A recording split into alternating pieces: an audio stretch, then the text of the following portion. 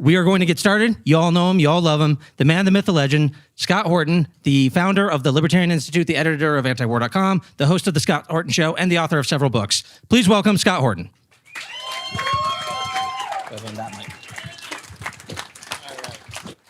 Hi, thank you very much, everybody. Oh, yeah, I'll try not to. Thanks very much to everybody for having me here, and I guess helping me celebrate the good news, which is the war in Ukraine is coming to an end, or at least America's role in it.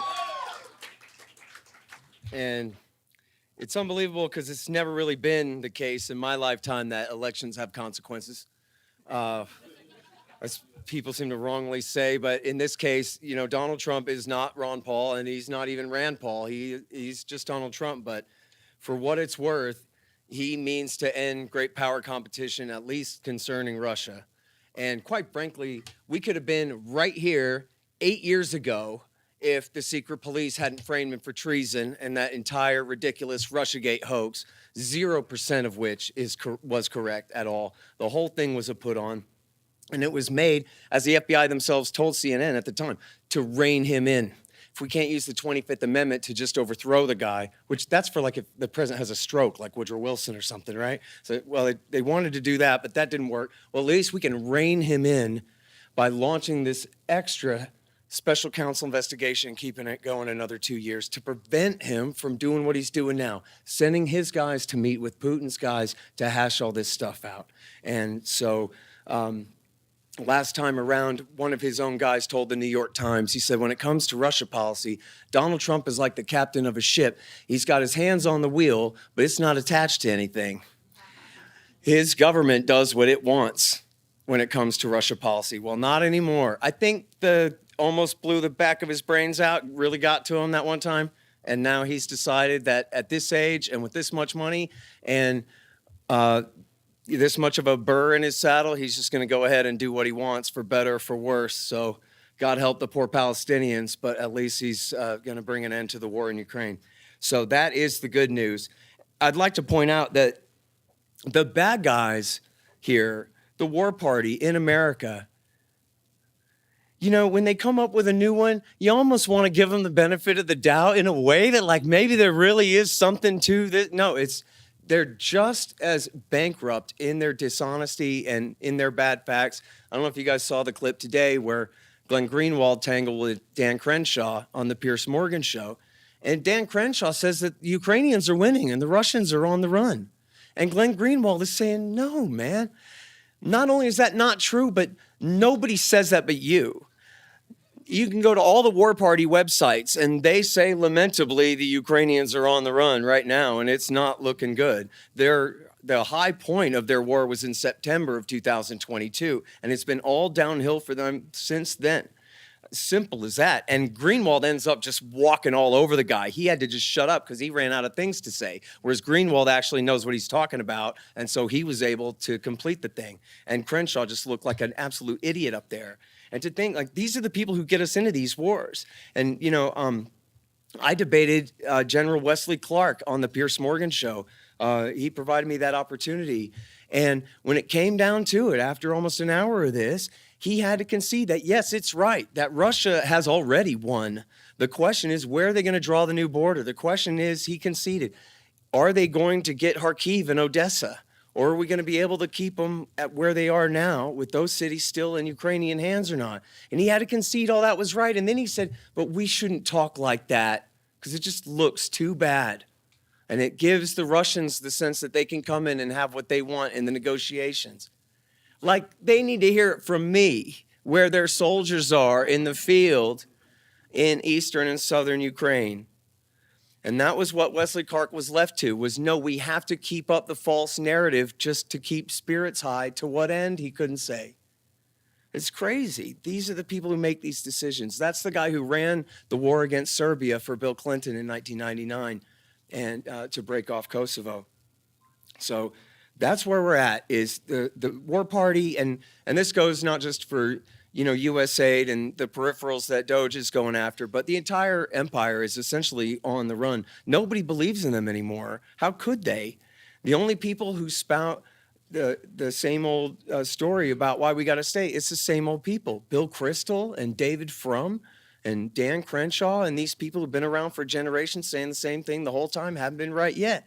Nobody believes in them anymore. So I know it ain't a democracy and it ain't even a limited republic, but at some point the people get what we want and what we insist on. And the people clearly just do not believe in the wars anymore. So that's the good news. Now, I'll try to keep my speech nice and short and sweet for you, which is the kiss of death. I apologize. Try to do the bullet points here, and I do want to have plenty of time for y'all's questions.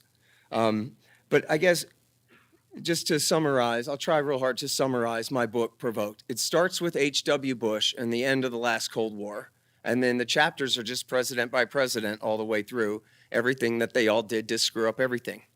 And the bottom line of Bush Sr. is that he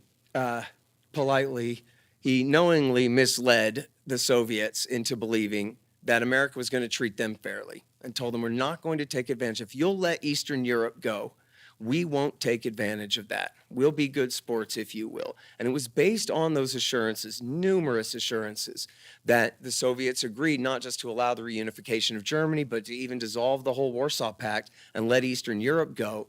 And then when it came down to it, there was so little left of the Soviet Union that the new leaders of Russia were able to overthrow it by the end of 1991, and the whole thing was gone. None of that could have happened if the Bush administration had made it clear what their plans were.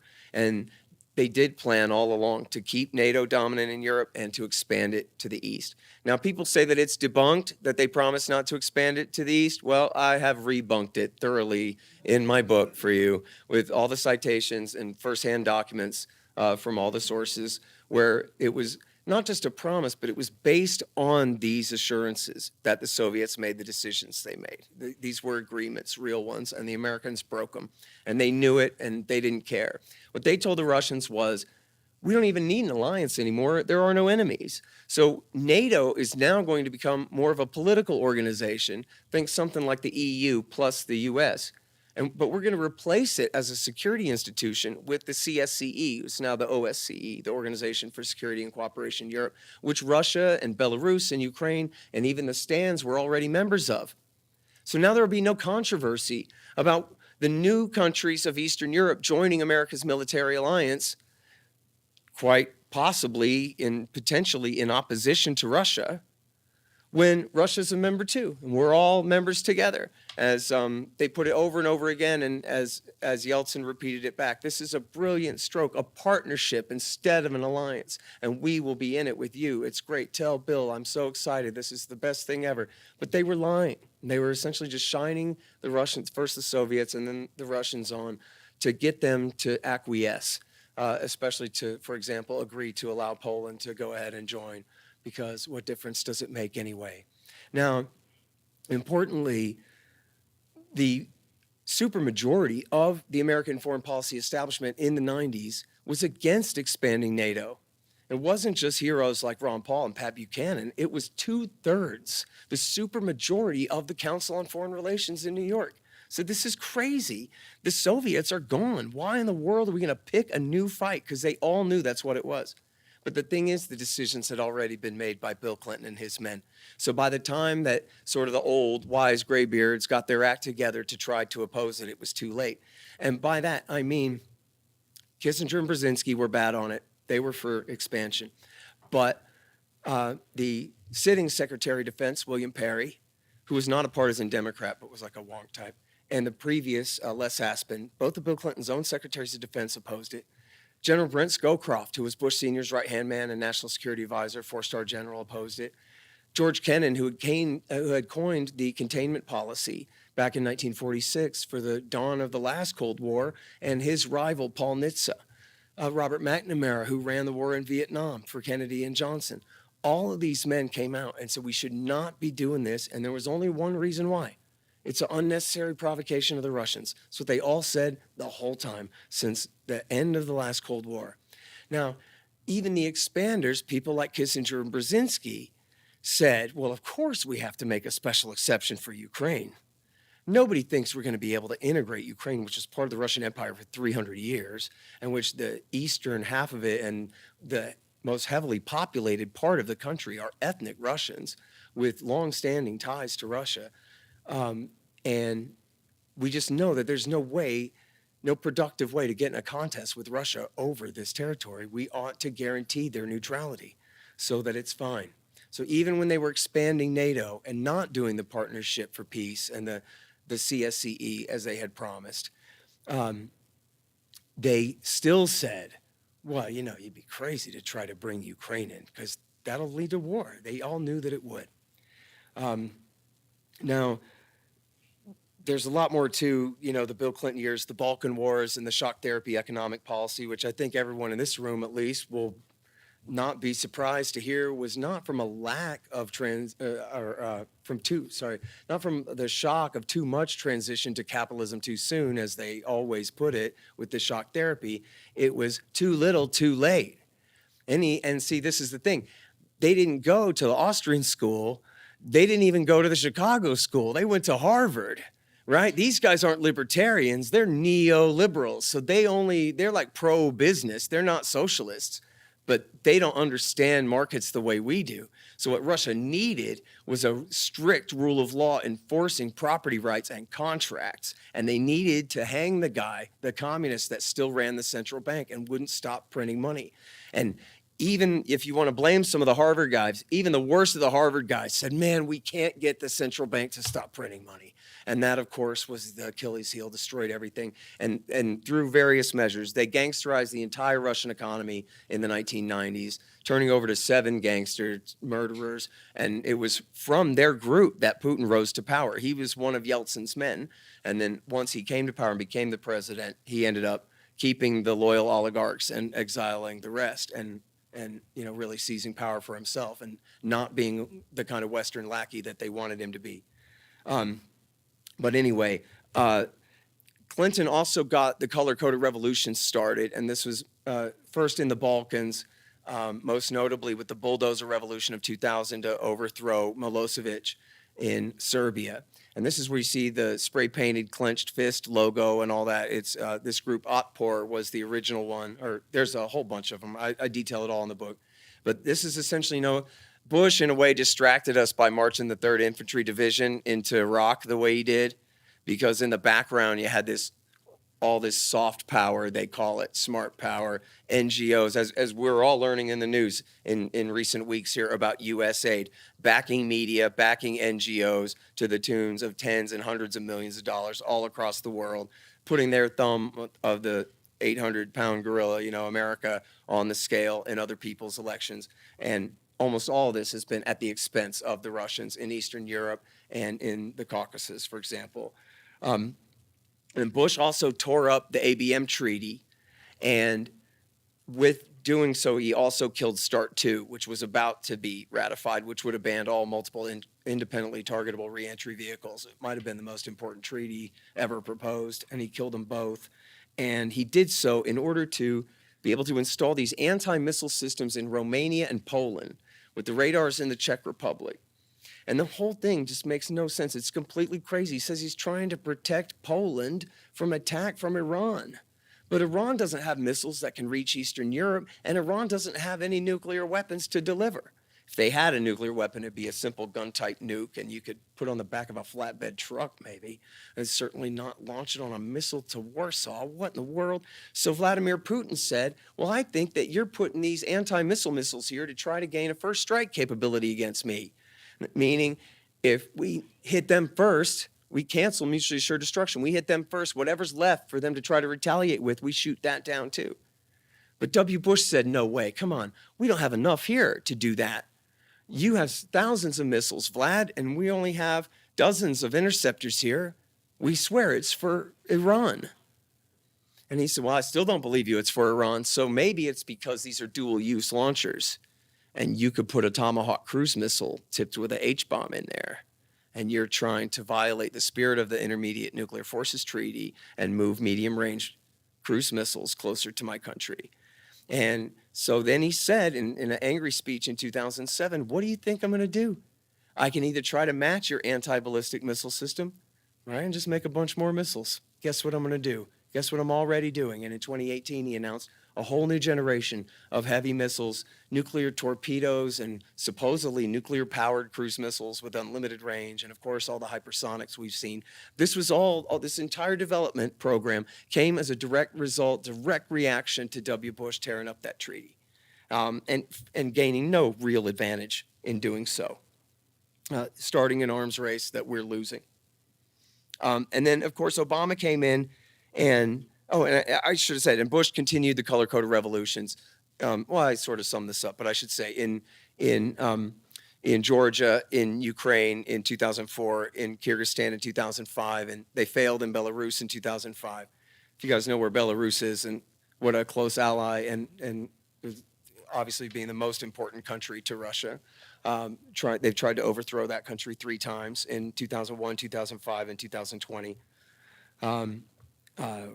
Just unbelievable in itself. And then Bush announced in 2008 that he's going to go ahead and bring Ukraine and Georgia into NATO. And I think it's important to say, I know it is, people got to understand about this. That even though, see, in 2004, when he expanded 9 new countries into NATO, that was like right at the height of Iraq War II, and people old enough here remember the narrative on TV was these are the most competent managers of national security in world history, 9/11 notwithstanding, we don't talk about that, and the disaster of Iraq War II being fought for our regional rivals and suicide bombings every day and the rest, that only proves that we're on the right path or whatever. And they would never question their judgment until after Katrina, but that was in August of 2005. Right, so in 2004, when they decided to expand NATO, nobody said anything about it in terms like the foreign policy establishment. Everybody just went along with it, and there was no real controversy over it at the time. I shouldn't say none, but much more muted because of the whole war on terrorism narrative at the time. But by 2008, a lot of that had broken, and again, for the very same reason as all the complaints in the 1990s, the foreign policy establishment, including in W. Bush's government, did not want to offer NATO membership to Georgia and Ukraine. And this, when I say that, I mean the ambassador, William Burns, who was just now Biden's CIA director for 4 years, who failed to avoid this war. Same guy, he and the entire embassy in Moscow, along with, we know from his reporting, he said that he believed the Secretary of State agreed with his advice. We should not be doing this. He wrote the famous "Niet means Niet" memo, where he said that Sergei Lavrov and others had just laid down, this is the reddest of red lines. He said, this will lead to war. We cannot do it. And Rice agreed with him. Secretary Rice agreed with him. Secretary of Defense Gates, we don't know what he told Bush, but we know that he agreed too, because in his second memoir, he slammed Bush for this and said, oh, it was vast overreach and is, disrespectful in the way that he criticizes Bush for being so crass and stupid as to do this. And then we know from Fiona Hill, who was I guess she was the boss of the Ukraine desk on the National Security Council. And we know that Thomas Graham, who was on the Russia desk on the National Security Council, he was a dove. He definitely was against it. And Fiona Hill, she bragged to the New York Times. Now, she says, if you believe this now, you're a victim of Russian propaganda.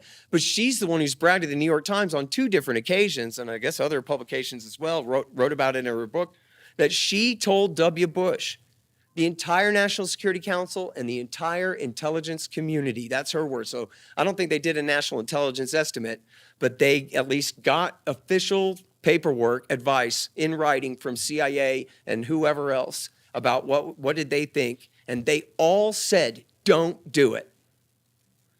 Only one reason why. It's not because they didn't want to waste money. They want to waste money. It's because we're unnecessarily picking a fight with Russia. They're going to react, and then we're going to have a problem. Why would we do that? We shouldn't do that. Simple as that. And then why do they do it then? We all know in this room, too. Public choice theory, right? Had nothing to do with America's national interest, what's good for your grandchildren. It had to do with George W. Bush's legacy. He was the one in the chair at the desk.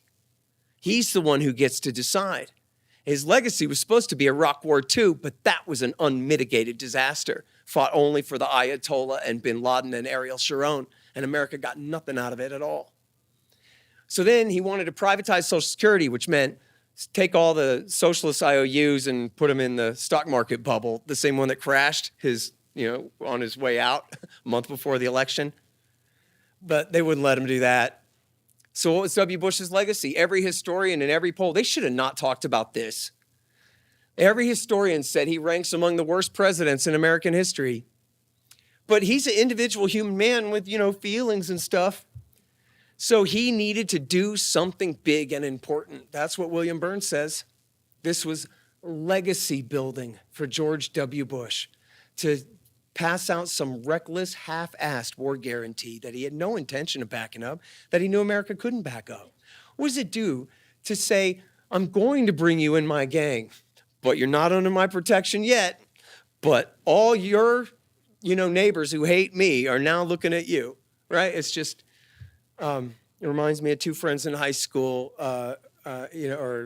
two guys about to fight, and then one guy sneaks around and pushes them into each other and makes them fight. That's America, is that bully. And so that's what we did. We just got these countries in trouble. So Georgia decided, the president of Georgia decided he had to resolve his border dispute with South Ossetia and Abkhazia, or he'd never be able to join NATO. You can't join NATO with a border dispute. So he launched an attack that killed Russian peacekeepers who were there under a legal deal with the EU. And that resulted in the Russians coming across and forever guaranteeing the independence of Ossetia from Georgia. And I don't know if it's officially part of the Russian Federation now, but it's under their quote unquote protection now. So that completely backfired and got, thousands killed, low thousands, but it's still a disaster for Georgia.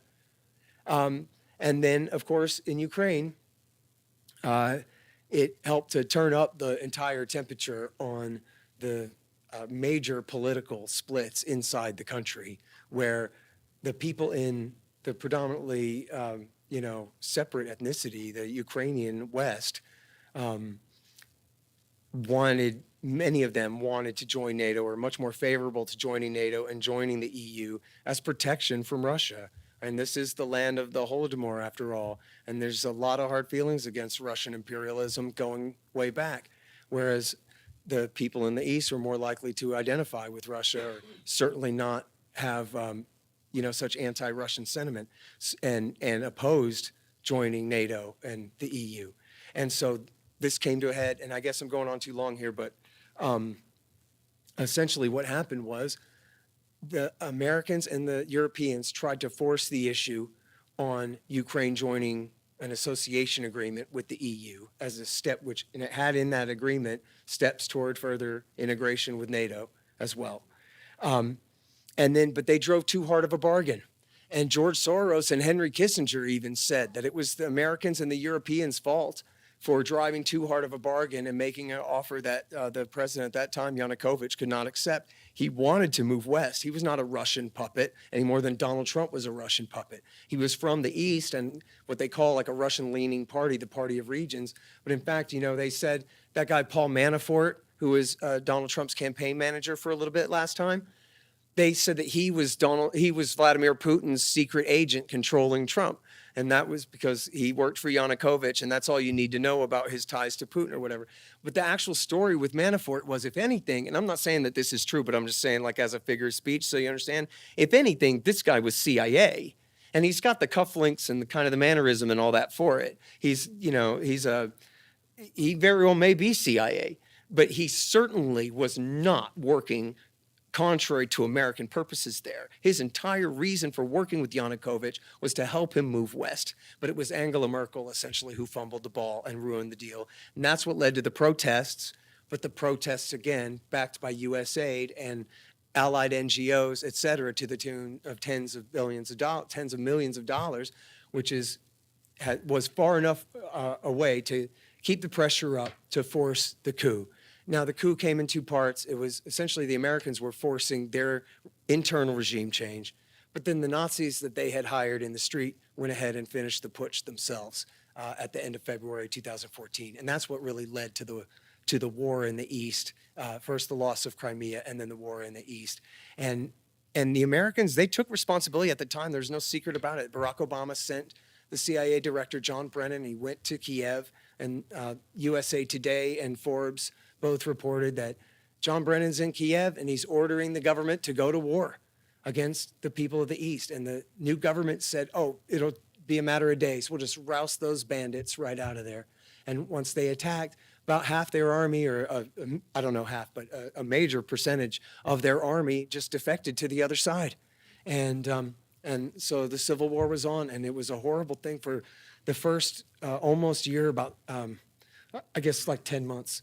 About 9,000 people were killed. And then they had the Minsk peace deals that ratcheted down the fighting, although the fighting did continue on at a lower level where approximately another 4,000 people were killed. I guess mostly combatants, but some civilians too, over, in the period after the coup and leading up to the war. And I sort of talked about Trump's first administration at the beginning here, but so to skip that, he was essentially on autopilot. He ramped up weapons sales a bit compared to what Obama was willing to do. And then when Joe Biden came in, he was essentially, well, first of all, he just wasn't up to the task, right? He was Joe Biden, and he was really old. I mean, he was already Joe Biden in the first place, and then he was just really old. And so, and this is true with all of these guys. They all do it, but I think Biden, more than anyone, he kind of had to default and rely on this historical analogy of World War II. That, look, man, Putin is Hitler, and that makes me Churchill, and I got to stand up to him and punch the bully in the nose, and that's just how you do it, and there's no real other way to think about it. And I know sometimes people think I'm giving these people too much credit to say that they ever mean that they're trying to do the right thing at all, but I don't think I really am. I don't think it is really a mitigating factor for them to be so horrible at holding the world together as they conceive it. They really are. But Biden essentially, he warned Putin not to do it. Well, first of all, I believe the last straw was in March of 21. The Zelensky government seized the properties, including a major TV station, from Putin's friend Medvedchuk, who Putin is his daughter's godfather, and they're very close. And I think this was Putin's last straw. That was when he started building up his military forces on the border and doing exercises and stuff.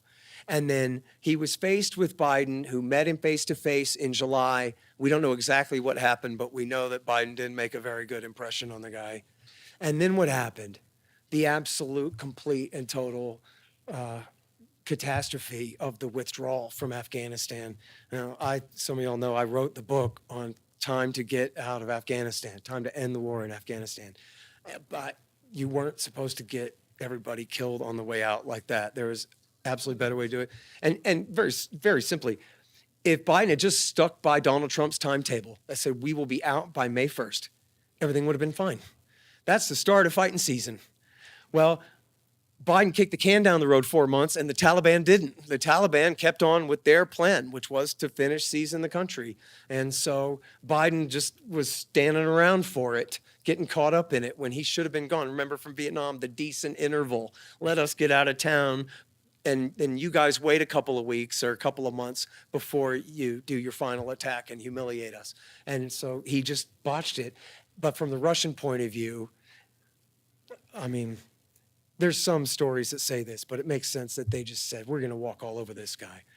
At the same time, though, then he's still egging them on. And he has the State Department and the Defense Department put out new documents promising further integration into NATO and further integration into their military forces into ours. They call this interoperability, where we standardize their weapon systems, their communication systems, their command and control, and their rankings and everything, whatever. Remake their military our way. In other words, so that obviously from the Russians' point of view, but from ours, like this is what would happen, right? Conceivably, if NATO and the Russian Federation went to war, Ukraine's military would be just another auxiliary military in the NATO Supreme Force run by the United States, along with Poland and Hungary and Lithuania and the rest. They'd be another one. But without the security guarantee, we didn't bring them into the alliance. We're going to make their military a de facto member of our military alliance, but we're going to refuse to give them the so-called protection of our nuclear umbrella and all of that, which is not just in my opinion, but a lot of other academics and whoever all said this is the worst of both worlds. Why would you do it like that? And of course, they all say, well, you should have given the war guarantee sooner. I say you shouldn't have been messing around at all. But the point is it's a really bad thing to get your friend in that much trouble, basically. And so, and then so now the Russians, they were essentially threatening war, but they offered treaties. And these treaties were not like dead letter treaties, an offer made to be rejected. They were not. They were totally negotiable treaties about America living up to our previous agreements, not to station military forces in Eastern Europe and not to expand NATO any further, et cetera. It was totally reasonable. We didn't have to sign on the dotted line. We just sit right down and argue about it for 3 weeks and then sign something. They could have done that, and they just refused. If you remember how it went in November, especially December 21 and into January, February 22, the narrative was, Russia, you better not do it. And if you do, we're going to give Ukraine a bunch of weapons to fight you with. And they talked about the Afghanistan model backing an insurgency. They thought the army would be broken and we just back an insurgency then. But they refused to negotiate in good faith. And this is all the worse when the major issues were two: the Civil War, which we already had a peace deal, which America would not, in fact, not only not insist that Ukraine implement, but even obstruct. I don't know if Donald Trump knew it or not, but his ambassador, William Taylor, told the Ukrainians not to go along with a German plan to sort of redo the order of operations for implementing the Minsk II deal in order to get that implemented. And Zelensky was prepared to sign it in 2019. He was elected on peace to do that. And they ruined that. So, but then they had this, it's the most idiotic thing. They would just say, look, everybody knows we're not bringing Ukraine into NATO. We can't bring Ukraine into NATO for lots of reasons. We got an ongoing border dispute in Crimea. It's one of the most corrupt countries in the world, akin to Iraq and Afghanistan. It ranks by the George Soros NGOs, rank it down there with the worst African kleptocracies and stuff. Their economy and their so-called democratic system is just riddled with corruption. And they have rules about this for NATO and the EU, and they're pretty bad themselves in a lot of ways. But this is blatant kleptocracy over the line. And so we just can't, and Biden has said this himself numerous times, we're not bringing them into NATO. We can't bring them into NATO anytime soon anyway. I don't know, not in the next 10 years. This is on the eve of war. We're not bringing them in. So Putin says, fine. So let's sign a treaty that says that. He goes, no way. Let me tell you something, pal. We have an open door to our NATO alliance.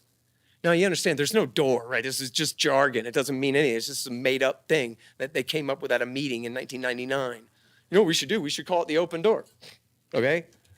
Well, there's this door, and you can't close it. So, yes, we will bring Ukraine into NATO. We're not saying when. And no, we're not really gonna, but we're definitely not gonna sign a treaty with you guaranteeing their neutrality. And I should say, because it's kind of funny too, there's a joke here somewhere about Donald Trump retelling this history his way at his recent press conference, like earlier today and yesterday, where I'm not saying he has his facts all straight. But essentially he's saying that this didn't have to happen. Everybody could have sat down and they could have negotiated. Putin's real deal was he didn't want to invade. What he wanted was a deal in writing, a new treaty, and he wanted it to be, with America's spit shake on it. And we wouldn't give him that. And I absolutely blame him. Trump said that Ukraine started the war. As I just said, that's kind of true. From back in 2014, Obama and John Brennan and Poroshenko and the regime at that time did it. But that's not the same thing as Putin escalating the war by 100,000% in the end of February of 2022. It's not fallacious to say that that was a new invasion, because after all, the Russians really weren't there. It was the Civil War. It was the people of the Donbass who were fighting. There were, some special operations troops, volunteers and others fighting from time to time. But it was an incredible escalation and a horrible one. It wasn't pure, clean-cut aggression, but it was really bad. And I think at the end of this, it'll be Russia's Pyrrhic victory, where they will have now, the protection of the Donbass and the Novorossiya will be back under their control. along with Crimea, and they'll own the Azov coast and all that. But now they've just moved, figuratively, virtually all of the Russian-leaning population of Ukraine out of Ukraine and into Russia by redrawing the border around them, which means that they have a rump Ukraine left that's going to hate their guts forever, and it's going to be run by right-wing nationalists from Lviv, and they're going to have a permanent enemy there and a permanent problem there, and they're not thinking ahead. And one of the worst things that Putin did, there's a quote from Talleyrand. I'm not this historian on the French Revolution or whatever, but Talleyrand was talking about, I think, Bonaparte, and he said some stupid thing he did. He said it was worse than a crime. It was a mistake. It was just the dumbest thing to do for so many reasons, and including, as the Biden people said, to strategically weaken them. Now, in a way, they've increased their military capacity and militarized their whole country much more than before.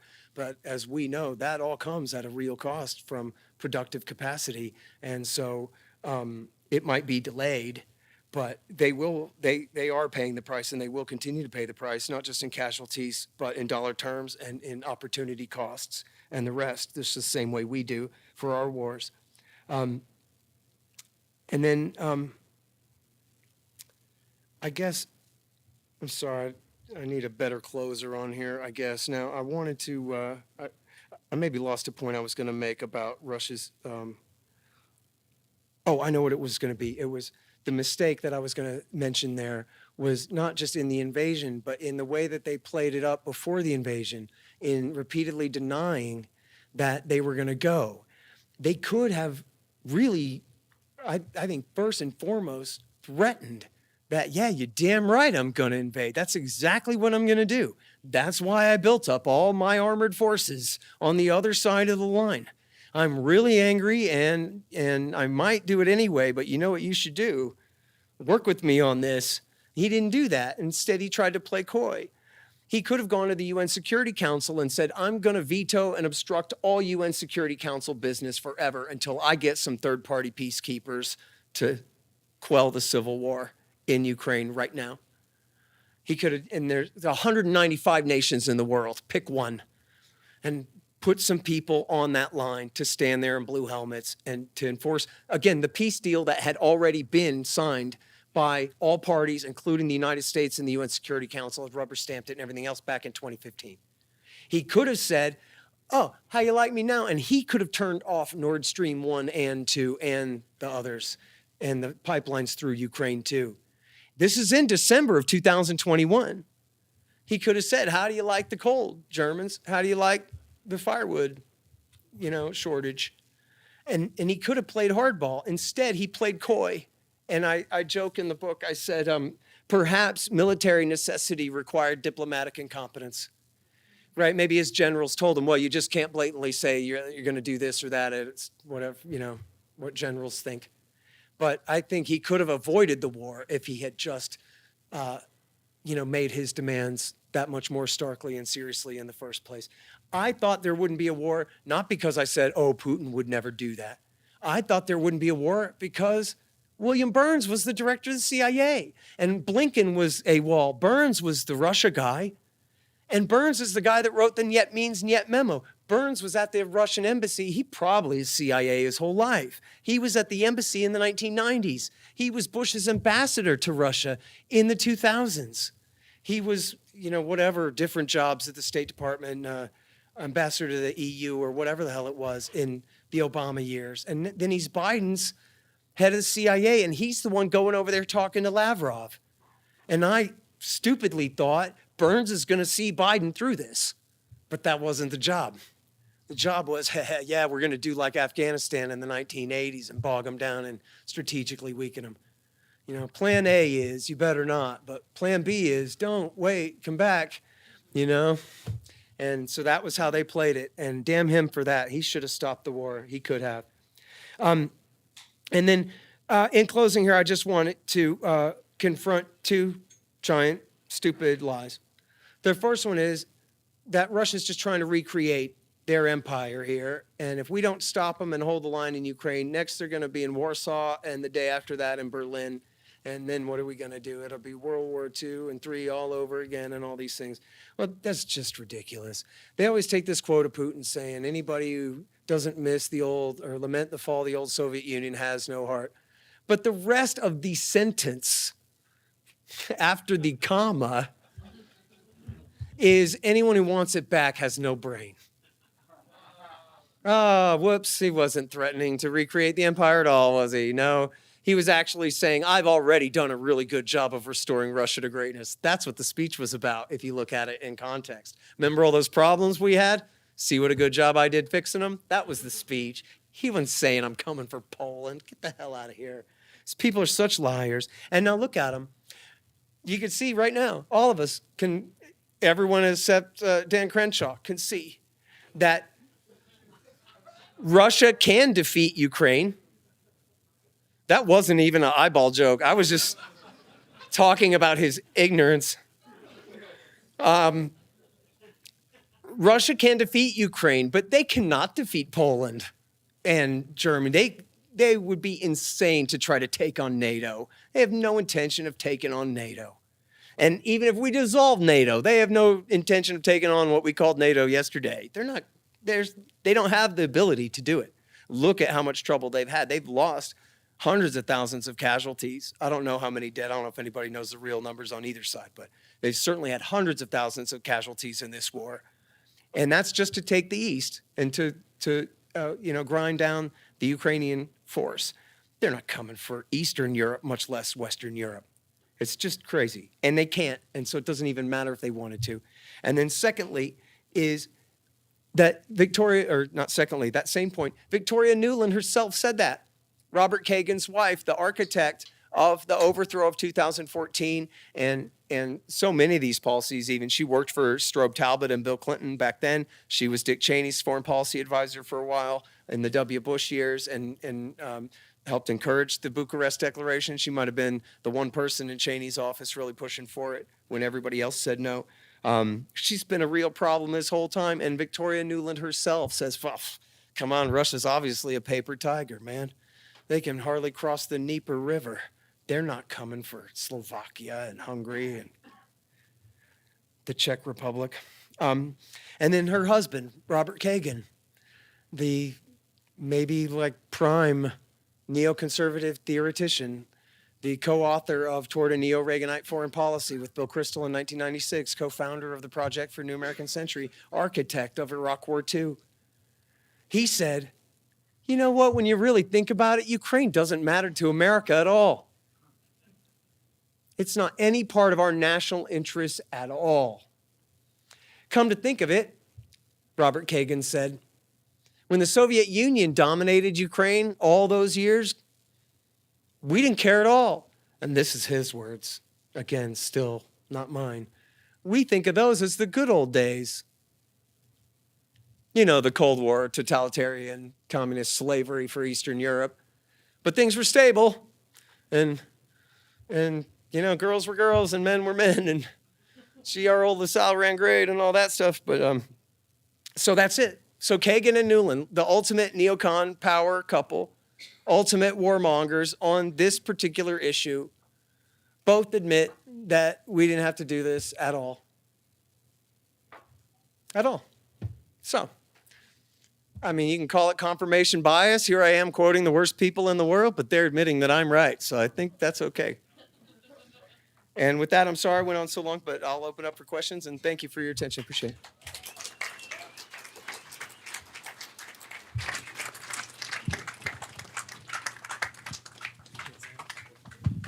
Hey, Scott, thanks for being here.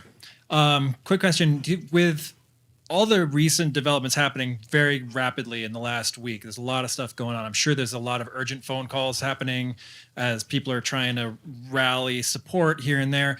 Trump's going at Zelensky daily now. Vance was at the European Security, what was it, the European Security Council? Munich. And the way he spoke and the way they responded to it makes me kind of feel like the threat of, well, they clearly said that we want Ukraine in NATO, even despite everything going on, which is at this point completely insane. With Well, who with- said that? The Germans? Yeah. Right. Well, who cares? But Yeah. They can have their EU army if they want to. right. But it was stated. Yeah. And I think, and that's also kind of clearly the red line, right? That's been drawn all this time. Sure. With Trump being so kind of vocal about not wanting to spend money on anybody else's affair, cutting everything he can possibly cut, everything's on the table, is the implicit threat that if you guys go with this, we're going to withdraw from NATO, you'll be on your own. And Zelensky is trying to draw NATO into this vis-a-vis getting United States in there and then turning us into a full-on world war. And it's sort of like game of chicken to sort of end this before we can negotiate that. I'm sorry, Gus. I'm not sure I follow. You're saying Zelensky's trying to get I don't know. you're asking, is he trying to get the Europeans to go so far to ruin Trump's deal? Yes. Yeah. To get them to say we're going to officially bring you into NATO, then Yeah. drawing the United States in. No, I mean, the thing is, they can't do anything without the United States, and they don't have the courage. I mean, there's Anatole Levin wrote a great piece at Responsible Statecraft, kind of mocking them for their meeting in Paris, where it was, I guess, the British, the Germans, and the French, and whoever, the Poles, and they got together to figure out, what are we going to do? And there had been some talk, well, maybe we'll just make our own EU army, like they had proposed back in the late 90s, and maybe we'll just give war guarantees and thing. And then, nah, give me a break. And then they all said at the end of the meeting that, come on, we can't do anything without the USA. We know it. So essentially, they're pouting. I don't know, man. Did you guys see this where after Vance's speech, the German diplomat that was hosting the conference got up there and started crying? It was beautiful. It was like those reaction shots of the Democrats when the Republicans win and they all cry in the street and whatever. It was like that. Like, listen, dare I dream that NATO could fall apart in reaction to all of this? I mean, Gus, don't get my hopes up, kid. Look, I'm a Ron Paul guy, and I mean by that I mean all other things being equal, forget like all pure Rothbardian anarcho-capitalism. But if we live in the USA, supposedly under its same George Washington's Constitution from 1789 there, and then all other things being equal, then I believe, should absolutely come home from everywhere, from Europe, Asia, and the Middle East entirely. Let them work out their own problems. It's true that atomic weapons are a thing, but we can negotiate that. They said back then, at the end of World War II, that the only reason we have to stay in Europe and be an interventionist, essentially a world empire forever, is because of Joe Stalin, man. Whatever you call it, evangelical world communism, right? Unstoppable global revolution under a regime of totalitarian slavery. So sorry, we're drawing the line at the Elbe River, and that's it. You're not coming any further. And people accepted that. I might have accepted that. I don't know. Joe Stalin is Joe Stalin, and the Red Army in 1945 was a hell of a thing. But those days are just long gone. I mean, here in America, as I mentioned there, and this is, I go into this in the book, the Russians may embellish it from time to time, but I don't care about that. I'm only talking about what's true about it. Is you got real ass Nazis involved in the Ukrainian regime, especially during and right after the coup. But there still have been many. I mean, Andrei Parubi was the Speaker of the Parliament for 6 years or 7 years or something. And so you literally have right now what's called the 3rd Separate Infantry Division, was formerly known as the Azov Battalion, which was at its core came from the Svoboda Party, the social nationalists who trace their lineage back to the OUN and the UPA, who served Hitler in World War II and who served the CIA in the Cold War. And so here you have the United States of America siding with Nazis against Republican Russia with the red, white, and blue flag and a center-right conservative capitalist leadership. Whereas before, we were willing to side with even Joe Stalin to fight the Nazis. And they just have everything turned on its head without the slightest rational, justification whatsoever. So, and look, here's like the punchline, Gus, really right, is that France and Germany and Poland, whatever, they're not under any threat. Even the Baltics, like Estonia might lose a city on a bad day. I'm not real sure. There's one very Russian city in eastern Estonia that is under contention, although they're not being oppressed the way the people in eastern Ukraine were being put in a state of emergency, right now. But otherwise, the Russians aren't coming. So what security guarantees do these European states need to give Ukraine anyway? The border is going to be where Putin and Trump draw it. And then what? Right? So, I don't know, put some French peacekeepers to stand around at that point probably doesn't make that big of a difference. But I'll tell you, if you didn't see it, you should watch Vice President Vance's speech at the Munich Security Conference. He's like, let me tell you something. Whatever force goes in there, it's not going to include Americans at all, and it's not going to be a NATO force, period. And he's just reading the riot act. You guys work for me, capiche? And they're like, So, I mean, that's just what it is. And I'm not exactly sure what to make of what all Trump is doing when he's up there at the mic. He's kind of, ad-libbing some stuff. But essentially, he's completely undermining Zelensky's legitimacy as the leader at all, calling him a dictator, which he refused to stand for election. That's true. Abraham Lincoln stood for election, and he thought he was going to lose to Sheridan, right? The worst general that ever served until Petraeus. And Lincoln thought that the general who had lost the war so far was going to beat him, and he still stood for election anyway. But no, that's way too good for Zelensky. So anyway, I'm sorry, I'm rambling. Go ahead. Scott, I know before the Ukrainian war, there was a lot of talk about the Nazi problem that Ukraine had. Particularly, we saw about a week before the actual conflict began. I remember Vice came out with a piece talking about the Nazi problem in the Azov battalion. You mentioned a little bit ago. We even saw, and then all of a sudden, it kind of flipped. Oh, yeah. Where all of a sudden nobody talked about it, and it flipped so much to the point where you even saw the Canadian government bring in an actual Nazi and gave him a standing ovation in Parliament to the point where he was crying. Which is wild. It was so funny. They're like, this guy fought Russia in the Second World War. And I was like, wait. And yeah, absolutely. So ever since then, we haven't heard a thing about the Azov battalion. And then you see the left kind of gaslight you about the Nazi problem that Ukraine actually has. So my question is, what are we actually seeing in Ukraine from Azov, the Black Sun, et cetera? Because I mean, when you look at pictures, you see people actually wearing the Black Sun, Azov battalion logos, et cetera. So I'm just kind of curious what we actually see today of the Azov battalion, because suddenly the left doesn't want to talk about that. Yeah. So as I document in the book, this all goes back to World War II and even before. A lot of y'all may have learned about this in school. Like, I didn't learn about this specifically, but I heard of such a thing, that there were people who, when the Nazis invaded, they welcomed them because they had been under the domination of the Soviet communists.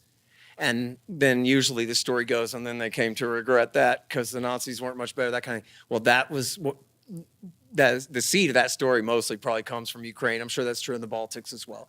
But that was the story in Ukraine.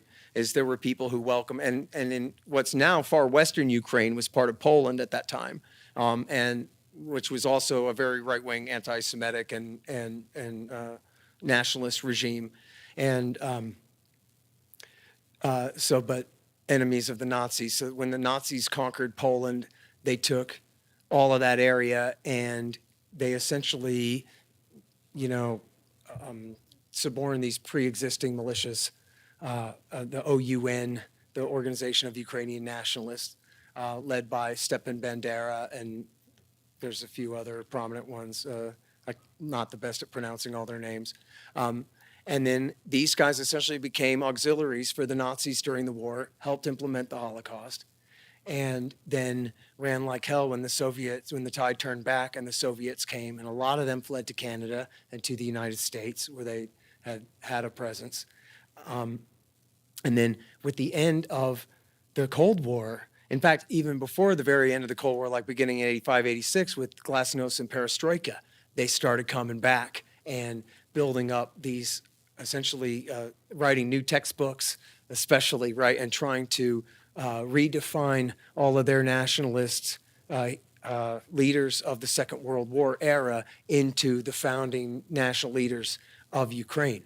So because they don't have any George Washingtons, they just use Stepan Bandera to be their George Washington. And then what's interesting is some of the time they play that down. They go, oh, he wasn't really a Nazi. He actually fought the Nazis a lot of the times and all of this kind of stuff. But then other times they go, hey, stop saying that. He was too a Nazi. He was a great, proud Nazi. And they, really celebrate him on that basis. And so, and then there's a whole bunch of those groups really that were from the literal sons and grandsons of the men from the Second World War, then came and founded these groups at the dawn of the post-Cold War era. And then they played somewhat of a role in the mid-1990s, although they're really still growing, but they played a big role in the putsch of 2004, the Orange Revolution of 2004, and then especially in 2014. This was when 4 or 5 or 6 different of these groups all joined together and created the Right Sector, which became essentially the Nazi mob that ran security for the protest movement over the space of like 3 months that they were out there. And then when the putsch was over, and the war broke out, the leaders of Right Sector and leaders of what's called the Social National Party, if you can believe it, they joined together and created the Azov Battalion. And at that time, it wasn't just them. It was, as I document in the book, there were 10 prominent Nazis that took positions of power in the leadership of the government, in the national police forces, and in the national security structure. And as I said, the Speaker of the Parliament, Andrei Parubi, was an extremely influential one. And then this guy named Andrei Beletsky became the founder of the Azov Battalion. And these are the guys who, in the entire period between the 2014 putsch and the war, as you say, it wasn't just Vice, it was everybody. The New York Times and the Washington Post and the Wall Street Journal and the BBC and the Guardian and the Telegraph and Channel 4 and Algener, what do you call it? Berliner Allgemeine or Allgemeine? Them too. And the New York Times, numerous times, they all talked about this. There was no hiding it. And in fact, the Daily Beast was very much against interest. They are very much the war party rag over there at the Daily Beast. And they were like, man, this is a problem. Like this one guy was saying to me, look, there's no Nazis around here. What are you talking about? And I asked him, well, what are your beliefs? And he says, National Socialist. And then he introduces me to his friend with the giant bicep with the tattoo of a swastika with an eagle perched on top of it. And then they put on the rest of their Nazi regalia and went off to fight and singing Hail Hitler all the way. Okay, well, I guess you guys, and then so this same group now, Andrei Beletsky, I got a Google alert for his name when it's in the news, and his guys, he leads what's now called the 3rd Separate Infantry Division, fighting in Kharkiv. And look, I think probably the Russians embellished the Nazism here in order to say, oh, we have to go and denazify. That makes good propaganda for their own people, like that time we did that to the Germans, right? And then it gives kind of fodder to the American War Party that like, oh, they're embellishing the Nazi thing. But it's like, okay, but he's embellishing it from like 8 to 10. But it's an 8, and it's a real danger. And then so what does that mean for the end of the war? Right? We have studied blowback in our era, and it keeps coming. And so I'm not sure, which Middle Eastern terrorist you want to, analogize here, but you've got Andrei Parubi and Andrei Beletsky and Dmitry Yarash and some of these other guys are sure to be a problem in the future. In fact, one thing I didn't mention, I could real quick, is that in the time between 2014 and even now, but especially 22, there were neo-Nazis from all over the world that came to Ukraine to fight and train and be indoctrinated and inducted into this whole movement. I joke in the book, the international Nazi, right? Because it means national socialist, but like, you know, that the conspiracy, the international Jew, the international national socialist. And they're all come from Brazil and from the United States and from all over Europe to come and fight. And the most violent Nazi groups in America, like the Atomwaffen Division and these others who like absolutely have done wanton murders and so forth, they have been part of that. And so you have, you know, people like Ali Soufan, the former FBI agent who writes about Islamist extremism and then he switches to writing about right-wing extremism.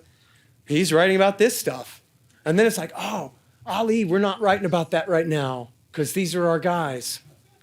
But yeah, no, they're bad guys. It's the very same thing. And you know, maybe the liberals get a little carried away with this stuff, but in this case, I think that, you know, people say, well, Zelensky's Jewish, so it can't be. But then you ask the Nazis and they're like, at first we were like, what, a Jew? And then we were like, oh, this actually is pretty smart. Call us Nazis now. Right now it's easier to get weapons now that we got this Jewish guy up there. And like they say that themselves. So whatever, man. Go ahead. Hey, Scott. First off, thank you for all your work over the years. It's been incredible with all your interviews and everything you've done, just sticking with it and grinding it out for decades. Awesome stuff. But my question is for anybody here who still has friends, coworkers, family members who still buy into this narrative of Russia being unprovoked to attack Ukraine. What's your favorite talking point to bring up to these people? Just a quick thing to say, hey, here's the reality of what really happened. Yeah. Do you have any specific that, you know, we can share with people to kind of move them in the right direction? There's a few good ones that come to mind. The first one would be the Niet means Niet memo, where Bush's ambassador is just saying, man, you shouldn't do this. If you've never read that, it's at wikileaks.org. You pull it right up. It's William Burns. You know him. And it's incredible. It really is incredible to read. He says it's the brightest of red lines. He says if you bring Russia into NATO, this is Lavrov talking. Lavrov told me if you bring Russia into NATO, it could cause a civil war. And that would mean that Russia might have to intervene. This is a decision they do not want to have to make. So please, let us not put them in this position. I mean, man.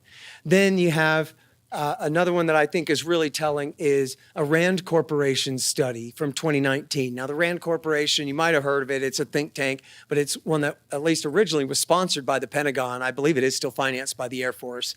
But it's out in Santa Barbara, not on the East Coast, so they can supposedly have independent thinking and whatever. And they did this study in 2019 called Extending Russia.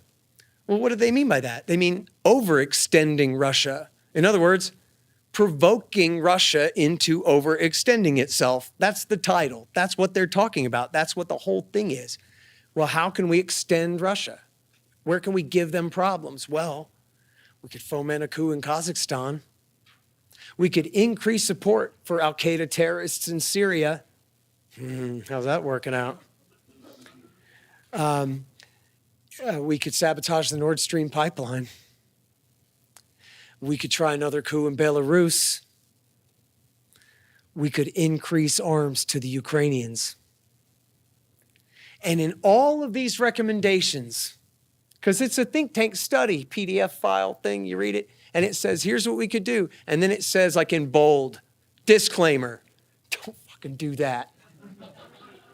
All of this advice we just gave you, man, this is hypothetical. They pay us $30,000 a study over here, right? Like, leave me alone. But don't do the thing we're recommending.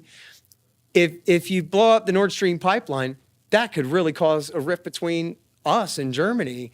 That could, cause all kinds of dissension inside our own thing that we have going on. If you try to do a coup in Belarus, the Russians could move troops in. Same thing if we increase arms to Ukraine. The Russians might decide, well, if you're going to tip the balance, we're going to go ahead and tip it. And they could go ahead and move regular forces into the Donbass, or worse, they said. If we increase support for the jihadists in Syria, they could overthrow Assad and turn Syria itself into an Islamic State type, bin Ladenite state. So here are things that we could do to screw over the Russians, but boy, they are all extremely risky things. And if you wise politicians in charge of the policy, if you're going to do this, then you have to carefully calibrate, that's their words, for pouring the weapons into Ukraine. We have to carefully calibrate how many weapons we pour in to deter but not provoke a Russian war. And then the same thing, and this is a third anecdote, but on the same line. Right before the war, there's this great reporter named Zach Dorfman who writes for Yahoo News. And Zach Dorfman did a really great series. He had the scoop over the New York Times big time on the CIA presence in Ukraine going back a decade. Beautiful stuff, really good stuff. And he had a story in there. It's just a 4 or 5 part series. You can find it. But here's your key word, calibrate. The CIA officers on the ground in Ukraine whose job it was to receive the weapons and then distribute them to the Ukrainian forces, those men complained to Dorfman that they had complained to the bosses to tell the politicians, stop, no more weapons. You are not deterring Putin. You're only provoking him. You're making Ukraine so dangerous that he's going to feel like he has no choice but to decide to go sooner than later. The calibration is off. Stop. But they wouldn't stop. It's the commander colonel problem, or whatever you call it, right? Commander agent problem. Right? This information is not getting on a high enough broadband straight to Joe Biden's ear, whatever's left of it at that point, to know. And so, quite frankly, I think it's fair to say, I think it's right. I really do think it's right to say, again, Plan A was you better not do it. And I'm going to pour these weapons in and make this really hard for you. And if you invade, I'm really going to pour in even more weapons after that and all this. I think he hoped that would work. He wasn't willing to negotiate. But I think overall, I think they hoped that Plan A would work, that Russia would decide the cost is too high, let's not go. But then they were perfectly happy to accept Plan B, which was, and I actually had missed this because I was in the middle of doing my audiobook, my last book about the Middle East at the time, fighting the last war, of course, like a good general. And so I had missed this until like right before the war started. Maybe after the war started, I went and found like, I don't know, 10, they're all in the book. There are like 10 references of prominent foreign policy leaders invoking the 1980s Afghanistan war and saying that's what we want to do, like Rambo 3. We pour in money to bin Laden and the Mujahideen to fight the Soviets, to bog them down in a 10-year catastrophe, bleed them to bankruptcy. And there's no hint of the irony that bin Laden learned the lesson that that's what you do to superpowers, and that's exactly what he did to us, and that it had been 3 months since America had finally withdrawn from Afghanistan in absolute humiliating defeat after supposedly attempting to clean up from the consequences of the last time they did that. And they go, yeah, that's what we should do, Afghanistan. Not our Afghanistan, the Soviets' Afghanistan. Let's do that. Only this time with Dmitry Yarash and Andrei Beletsky in the place of Ayman al-Zawahiri and bin Laden and Abdullah Azzam. Which is just madness, but they talk like that a lot. So, okay, sorry, go ahead. Your turn. You said many times Russians, Russia, but you certainly was speaking about Russian government. Do you believe that Russian government represent Russian people better than American government represent American people?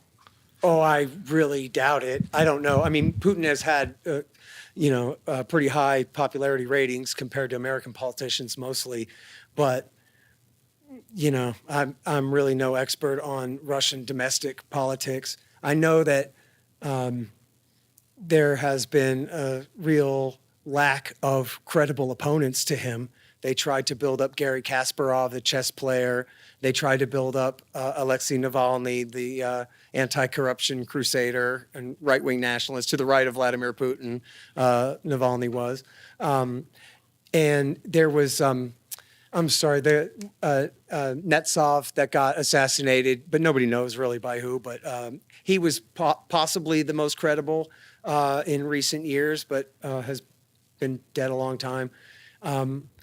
My understanding from my research that I wrote for the book was that Even General Lebed was essentially a ringer from the CIA, from the KGB, meant there to protect Yeltsin and help Yeltsin get reelected in '96.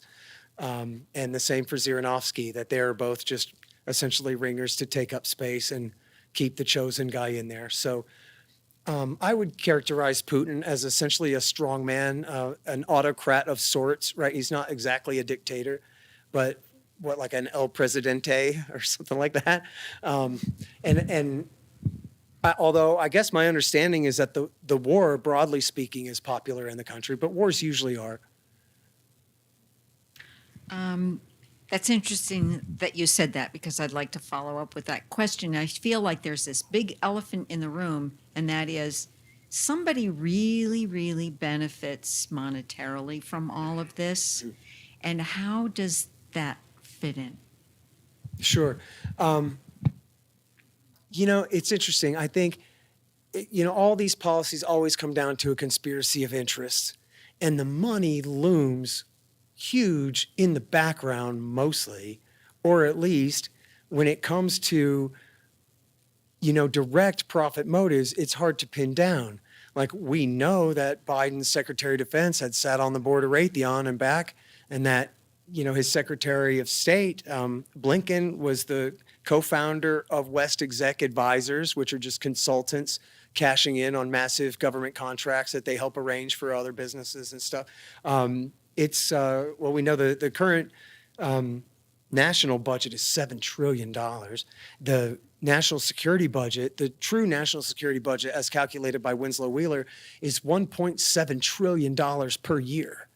So this is, as William S. Lynn said, the biggest honeypot in the history of the world, right? And so you have it's funny because maybe even in this room, maybe not, but like in a lot of places with even very sophisticated people, if you use the term military industrial complex, people get a little weird. Like, it's a conspiracy theory kind of kooky thing, but like, well, just hold on now. That phrase was coined by Dwight David Eisenhower, the two-term Republican president of the United States, who had just retired from being the 5-star commander of all United Nations forces in Europe, defeating the Nazis in the giant war. So if anybody gets to say that, it's him. He's the same guy who said, God help any president who doesn't have the sway over the army that I have. Because, in fact, this is why he engaged on this massive nuclear brinksmanship. He said, forget the army. We'll just build nuclear missiles. Because the army was at his throat every day demanding 10 new divisions and 10 more and 10 more and 10 more. And they were just insatiable and had him on his back foot. And so that was why he gave that speech. It's his last day in office. He's saying, I'm sorry, guys. I built the thing for you, and I don't know how to turn it off. Good luck. But that's what you're up against. And he wanted to call it the military-industrial congressional complex to make it clear. But see, he didn't want to pull rank like, oh, the executive branch somehow is immune from this. It's only Congress, the lawmaking body that's, they're Article 1, right? So he didn't want to be like that, especially as a former general. He didn't want to be like that and like be anti-legislative branch. So he left that out. But his point was that your congressman's campaign was bought and paid for by arms manufacturers, and he's going to pay them back with military contracts. That's how it works. And, this is actually common knowledge now. I think it's nice because it's such a cynical move, and people can see how cynical it is when people find out that Lockheed and Northrop, they make sure to make one little part for everything, every plane that they make. One little part comes from every congressional district in America, just so that they can threaten every single congressman with 600 jobs in his district if he's going to get in the way of them. And they do that on purpose to gerrymander out that power and to manipulate people. So, and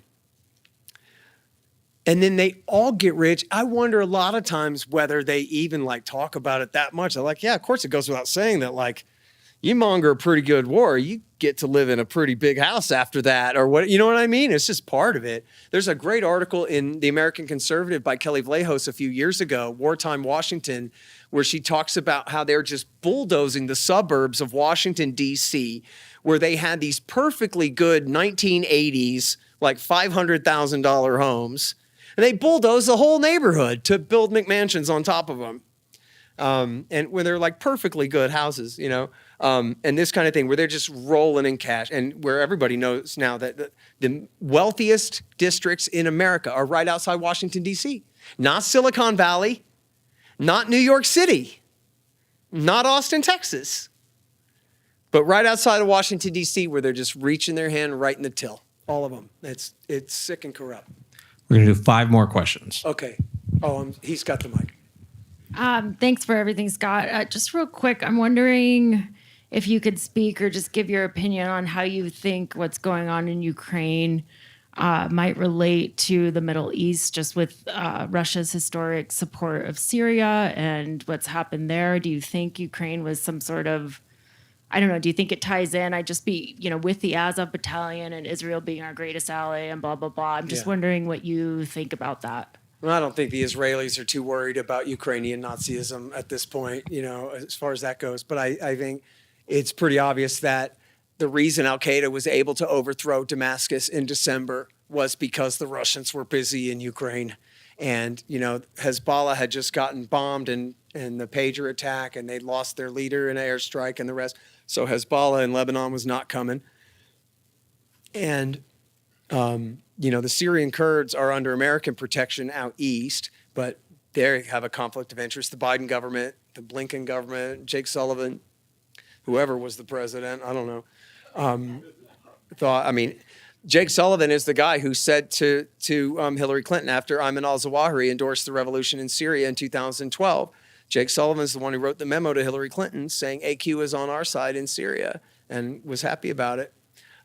So it very well may have been him, but they're certainly not going to use the Syrian Kurds to intervene there, maybe to just keep them out of the east. And then the Iranians, I guess, they never really did have very many men there. They had advisors and things in the last war 10 years ago and Obama's dirty war there. But so when they made their lightning strike out of Idlib province there, it took them only 10 days, I believe it was, less than 2 weeks to hit Homs, Hama, Aleppo, and then Damascus, and it was over. And so at that point, like even if Iran sent all their guys, there's nobody to support. The state was dead and gone. And then the Israelis within days completely demolished their military force. So Al-Qaeda couldn't take it over either. They just sunk all their ships and bombed all their arms depots, which kind of goes to show you, isn't it funny how the Israelis didn't really, in practice, we can see the Israelis didn't really think it was a problem that Assad had all those weapons. But as soon as they fell into Jolani's hands, which is what they wanted to happen because Assad was friends with Iran and Hezbollah, they still went, oh man, we still don't want bin Ladenites driving around in battleships. So they went around and they went and sank his whole Navy and blew up all his storehouses and the rest. But so major score there for the United States, Turkey, Saudi Arabia, Jordan, Israel axis of bin Ladenite terrorism. That's who they just helped overthrow. The government there. And now it's true, I should stipulate, I guess it matters, that Jolani, the new dictator of Syria, he's not Baghdadi, the berserker who threw all the gay guys off the roofs and took over Iraq in 2014. That guy had a strategy of savagery, to coin a phrase there. That was actual manual that they had written, and then that's Max Blumenthal's great book about that era as well, The Management of Savagery. But they were... Patrick Coburn compared ISIS to the Khmer Rouge and said that they're just bananas, right? These guys, no. These guys are like Al-Qaeda, but they're trying to be former. They're like been to Turkish finishing school. They've been to American public relations school where they said, listen, stop cutting people's heads off and doing suicide truck bombs, okay? And then we can work with you. You willing to make that compromise? And they said, yeah. But so then... I know, but what? I'm just a reporter here, man. Yes, it's that absurd. But so he works for the Americans and the Turks, and he's deliberately behaving less worse. However, his whole regime is full of a bunch of bin Ladenite berserkers anyway. So I think if he's really going to be that tame and obey the wishes of the Americans and the Israelis, I mean, the Turks is one thing, but he's going to go along with the Americans and the Israelis this much. I think it's only a matter of time before one of his own guys cuts his head off, and then what? Then we do have something like the Islamic State again, a bin Ladenite caliphate, and I just don't know how America can resist going back to war against an avowedly. This is the reason Barack Obama backed these guys, but was afraid to really help them take Damascus. I mean, that would be crazy. And then what happened? When they went east and took Western Iraq, he launched Iraq War III and bombed them again. You can't really create an Islamic caliphate thing, can you? God, with essentially Osama himself sitting on the throne there, Jesus, like some point, and Tulsi Gabbard is the director of national intelligence. All these guys are hawks on Al-Qaeda, but see, most of them are all real hawks on Iran and the Shiites too. She knows the difference between the shirts and the skins. She's got a grudge against Al-Qaeda. She doesn't really care about the Ayatollah and Hezbollah as much. And I think that she would advise Trump, if there's a real bin Ladenites, hell, she may be telling him right now that we have to go back to war in Syria. And then, so I don't know what, like the alternative would be if Erdogan couldn't, that's the dictator or presidente of Turkey. If he can get this guy and his regime to moderate so much that they're essentially indistinguishable from Turkish Islamism, or, maybe one click, between them and Saudi Islamism, and then just hope that America says it's okay. As long as you wear a white robe when you cut the guy's head off instead of a black one, it's cool. Oh, right here. Hi, Scott. It's my first time hearing you in person, and it's been a pleasure. My question is, you have these characters in the public sphere like George W. and Biden that are persuadable, influenceable. Maybe they don't have the same kind of definite direction and character versus like the Kissinger type that has a direction. Which type frightens you more? That's interesting. If you want to just go by dead bodies, it's pretty much a tie, right? Kissinger and W. Bush. And Biden is just W. Bush's little brother, They're about comparable. I mean, if Biden is like a know-nothing know-it-all, then Kissinger is a lots of things know-it-all, but he still doesn't know all that he thinks he does, or that it's like cracked up to be like, oh, he's such a genius, he knows what to do. No, he doesn't. He ruined, almost everything that he touched in the same kind of a way. So it's, asking a guy to be, a couple of clicks more competent at a job that really no one should have, trying to reorder Southeast Asian society from Washington, for example, with high explosives, right? Like that's probably not going to work the way you want it to be. But W. Bush and Joe Biden, right? They are special in a way, right? John McCain was another one of these. Where like these guys are just absolute, like what? I don't want to sell them too short. Like what? They're 110 IQ or something. They like hearing themselves talk, maybe as much as me, but with really nothing to say. You could go back and watch Joe Biden's speeches going back. I mean, he was in the Senate from 73 on. You go back and watch Joe Biden give a speech in the 80s and the 90s about whatever, about crime, about Russia. And it's all like shibboleths and slogans and cliches and like things that he heard somebody say. I met with Henry Kissinger and he said something smart and then he mangles it and gets it all wrong, right? It's like, what, but I think I'm right because he said he thinks I'm right. And, and those are, Joe Biden was a big shot in the Senate. He ran the Foreign Affairs Committee whenever the Democrats were in charge for a very long time there. And he, of course, supported all of the very worst things that W. Bush did. And I think a lot of times people don't remember. And because, like any relationship, you try to think back on the good times or whatever. Like, hey, people forget that, like, it wasn't just when, in the lead up to the war, after September 11th and lead up to the war. It was all the way through at least Katrina, where they just beat all of us over the head every day with how much we had to love the war in Iraq and support the war in Iraq and support the troops. And if you oppose the war, you're stabbing the troops in the back. And Bill O'Reilly screaming and all of his and Rush Limbaugh's clones on AM radio, just screaming in people's face, why do you hate America so much? And just this, just a horrific amount of pressure that they put on people. I remember when Abu Ghraib broke out, I used to listen to this great little AM station in San Antonio, all very conservative Texan Christian AM radio folk down there. And when Abu Ghraib came out, they said, this is not what we're about. We're Bill of Rights people. We're George Washington people. We don't torture people. What? And they were so upset. But then, like within a couple days, the party line came down. It's not torture, but yes, it is. And you're damn right we do it. We have to. And all good conservative American Republican patriots support it. And they all went click, click. Well, I guess sometimes you have to do an extraordinary rendition and an enhanced interrogation. They made people adopt that crap as their own view, and based on what? Based on Joe Biden says that we have to do this, and he was a huge part of it. He was a major leader, in the Democrats controlled the Senate in 2002. The opposition party ruled the House of Lords. They could have shot that authorization down, but it was Joe Biden who led the charge for the Democrats. He was the one who whipped John Kerry and Hillary Clinton and the rest of these and made them support it too.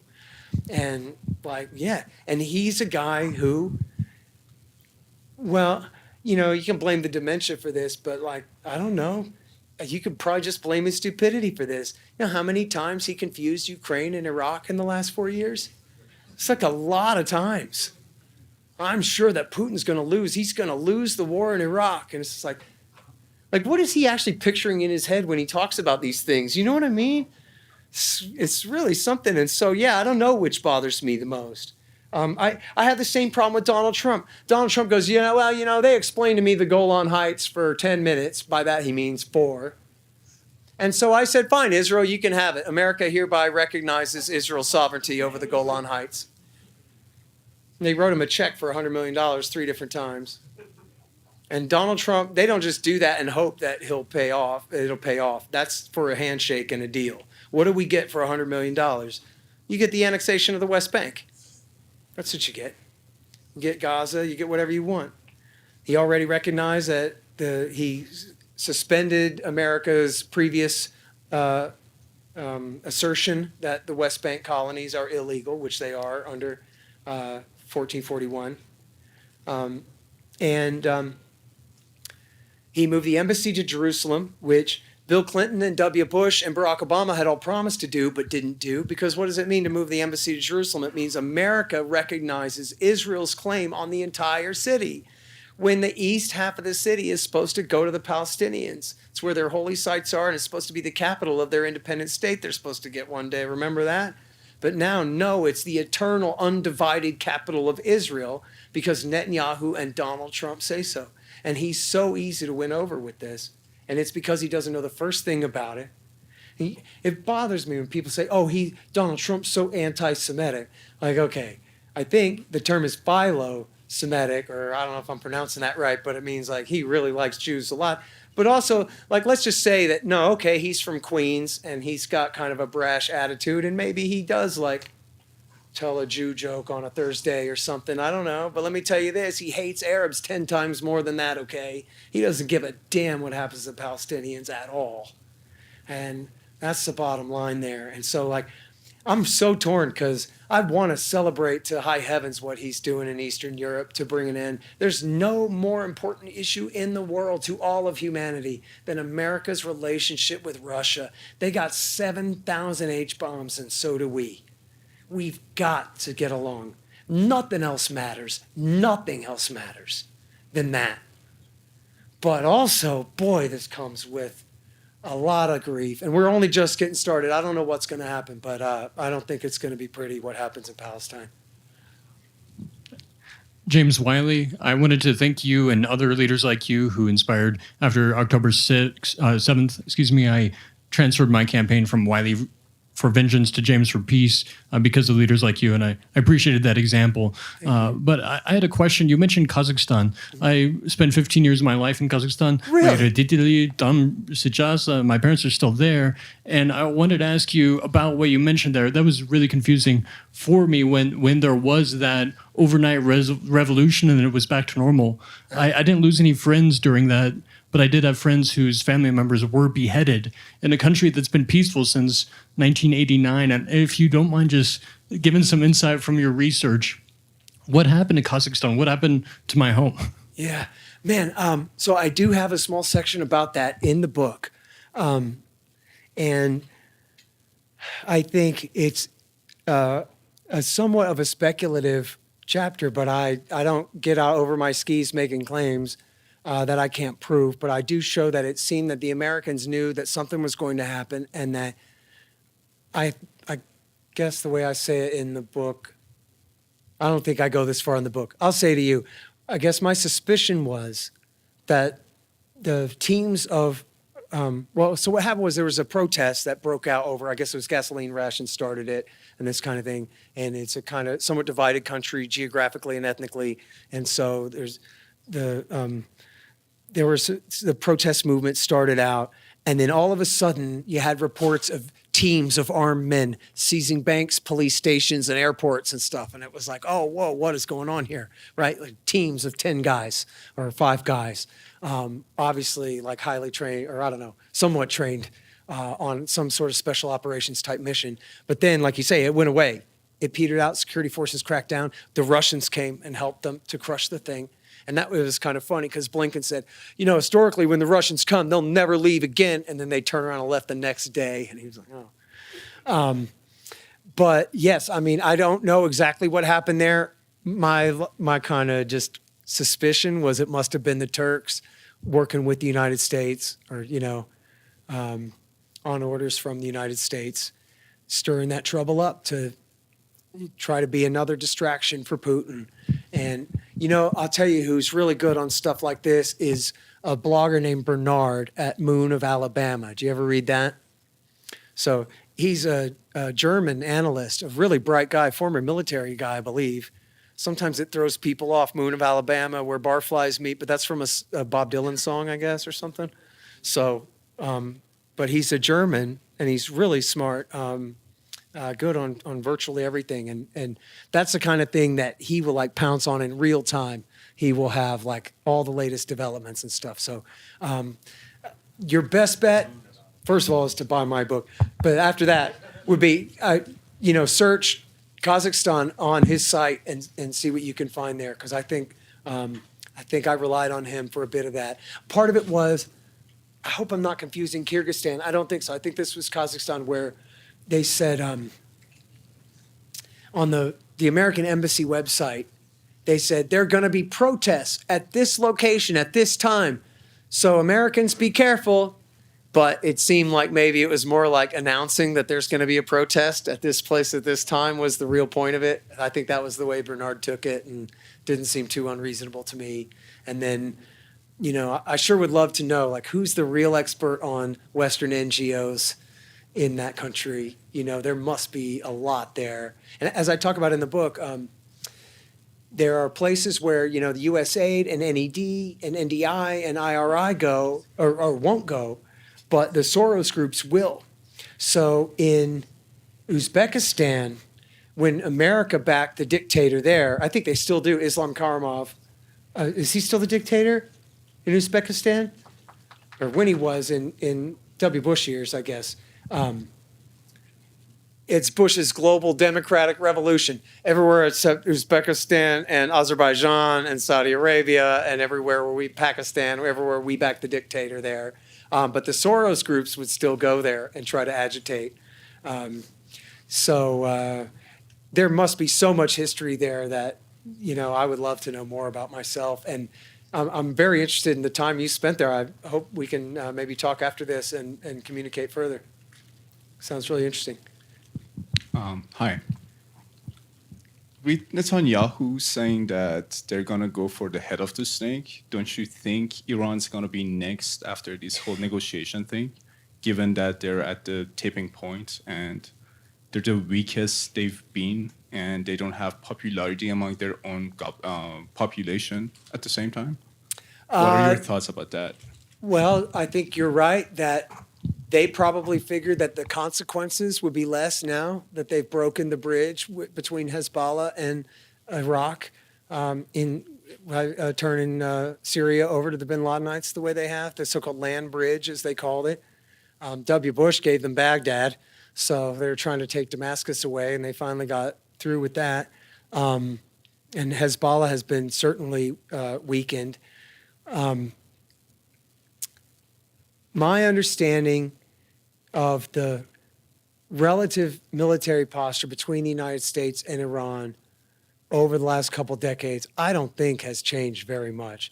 Now, the Israelis did some airstrikes inside Iran recently, some limited ones, and got away with it, and everything stopped. The Ayatollah is an extremely cautious character.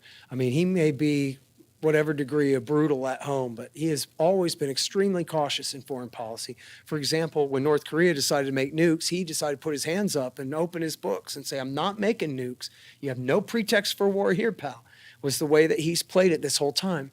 And he's proven that he's mastered the fuel cycle, that he could make nuclear weapons, but he has never ordered his government to attempt to make nuclear weapons. He knows that we'd attack him before he was done with the first one. So then his thing is, look, don't attack me and I won't make one. I won't make one and you won't attack me, and let's leave it at that. And in January of 2007, W. Bush went and met with the chiefs in the tank at the Pentagon. And this is where they said, yes, we'll do the surge in Iraq, but we're not going to Iran. And what they told W. Bush, and this is somewhat changed, but what they told him then was, we got our guys entirely embedded with Shiite Iraqis fighting the civil war against the Sunnis in Iraq. If we go to war with Iran, our guys are dead meat. It'd be like Order 66 and Revenge of the Sith, and they all get it in the back from their own guys. So they can't do that. We can't do that. And then we also had, still tens of thousands of troops in Kuwait and in Afghanistan at that time. But even though we only have about, I think, between like 5,000 and 6,000 guys in Iraq right now, and nobody in Afghanistan, we still have tens of thousands of men in Kuwait. And I don't know the total numbers, but we have an extremely important air base at Al Ulid in Qatar.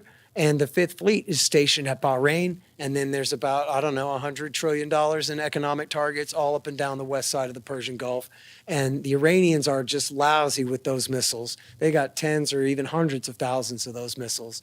And they have no kind of offensive force. And the idea that Iran could ever, for example, like drive an army across Iraq and Jordan and attack Syria by land is just, forget about it. Totally fanciful. Same thing for a naval strike. They got to go up the Red Sea or something. Forget it. They'd be sunk long before they got anywhere near them. So they pose no real offensive threat. And even we saw with their missile strikes on Israel that they were able to shoot down at least some number of them, and they weren't able to do that much damage with, I think, a few hundred fired. But then again, right there across from the Persian Gulf, in the event of like, oh, it's on and it's a real war, America and Israel are going for regime change by air, bombing the crap out of Tehran, trying to take out all their aircraft and their military, sink their ships, then at that point, what the chiefs told Bush then was, we can't handle it. They don't want to fight a war unless they have what they call escalation dominance, which means at least that they believe that they will control every stage of escalation of the fighting. And if they don't, if they think that the Ayatollah is going to have a say in this fight, they would rather not fight him at all. And I don't know the truth. There's probably more mythology than truth behind this, but there's certainly the potential of Hezbollah or Iranian Quds Force type sleeper agents throughout Europe who could, hit all kinds of soft targets, and particularly, American embassies, but whatever other economic targets and who knows what inside Europe. I don't know if they could get to the United States or if they have sleepers here. I kind of doubt it. But see, and the other problem is you can't get air superiority over the country until you take out all the anti-aircraft, and you can't do that without losing 10,000 Army Rangers. You got to send in the Special Operations Forces with their laser designators to take out all that anti-aircraft and, from standoff ranges before you can fly your own planes overhead. and Persia's big and mountainous, and it's just, you could imagine the way the story was told then, I would imagine is the same way it goes now, where I don't know about the Air Force and the Navy, but the Army and the Marines and the Special Operations Command say, no, thank you, we don't want to go. And then I think the Israelis are going to have to accept that. Last question. I want to thank you. I wasn't familiar with you before tonight, but you're obviously very well informed, and you made a strong case for the provocation by the United States of Russia. My question is, do you view that Russia was justified in attacking Ukraine, which is considered, I guess, by most international authorities a violation of international law? But do you feel that the provocations of the United States were sufficient justification for them to actually do the attack and No. continue the war? No, the answer, the book is actually titled Provoked, not Justified, and I disagree that they had no choice. As I said before, he could have played real hardball with natural gas sales to Europe. He could have played hardball in the UN Security Council. He could have, he could have just made a side deal with another country to pour their peacekeepers into the Donbass, and then what's America going to do about it? He could have called Biden's bluff numerous ways. There's an anti-war activist from California named David Swanson who came up with a list of 30 things that Putin could have done instead of invade. And I'd probably throw out 20 of them. Some of them, I don't know. But there are certainly some options there for sending in, for example, unarmed people to just occupy that so-called gray zone area where there was supposed to be that ceasefire zone between in the civil war inside the country, which is other than NATO expansion and the potential of missiles and stuff being stationed there. That was the major outstanding issue. And it sounds kind of like silly or like hippie or utopian or something to do it. But, he taught me something, David Swanson did. I didn't know this. That I think he said in 2 of the 3 Baltic states, did you know this is how they forced the Soviet Red Army out in 1991, finally, is a giant mob of people came out and sang songs and forced them to leave. And just like with up-tempo, high spirit, that's it, y'all, and not threatening them, not singing Rage Against the Machine song, but like telling them politely, it's time for you to cross the border now. And they left. And so Swanson's point was, use your imagination, pal, right? There's got to be something else that you could do. And like I said, there's 195 nations in the world. Pick one and put some blue helmets on them, get some spray paint, and make them stand there. At least there, you're shuffling the deck, you're changing, all that. There was a proposal in 2018, again, when Donald Trump's completely bogged down, paralyzed by Russiagate and can't really do anything. They had a proposal to put in peacekeepers, but then the Americans and the Russians couldn't agree on the order of operations for implementing the thing. But all that's negotiable if you're trying to negotiate. I think what it was my metaphor for it is, and I don't think that this is making excuses. This is just sort of like the facts of life, like the way of the world, is America put Putin's back to the wall, and he decided not to wait until it got all the way in a corner, which, that's the kind of thing that's likely to happen if you put somebody's back to the wall, right? And so that was what it was. It's not that he didn't have any more options. It's just that that's where he decided he was going to draw his line. And as I say, I think time will show that it was a Pyrrhic victory, and he's going to have a lot to regret about doing it too. As far as it being aggression under international law, I think that's essentially right. As I said, the war really did start with American proxy forces launching the thing after an illegal putsch in 2014. And it turned into a civil war. There were major defections from the military, and there were Russians that came to help on the dissenters' side. And then there was this ongoing war when there was supposed to be a peace deal. They could never get the thing implemented. And so there was this ongoing fighting, mostly artillery, tube warfare, back and forth across the line. And essentially, it And there was really even an escalation by the Ukrainians right before the war. And it was enough. I don't believe, in my personal opinion as a jurist here, I don't believe enough to truly change it from aggression. But I think we could all concede that it sort of muddied the line because it was not a clear-cut case of aggression. They were acting to what they said stop an ongoing conflict by putting an end to it once and for all. And again, you know, it's just like with Iraq War II. I mean, when we say 1 million people died in Iraq War II, well, the Americans didn't kill them all.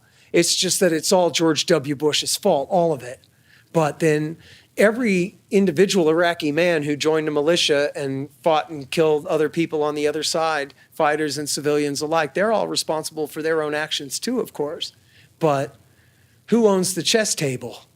America's the world empire. They are the pawns and the rooks. And so that's the way it goes. That's our talk. Give it up for Scott. All right. Thank you, y'all. I really appreciate it a lot.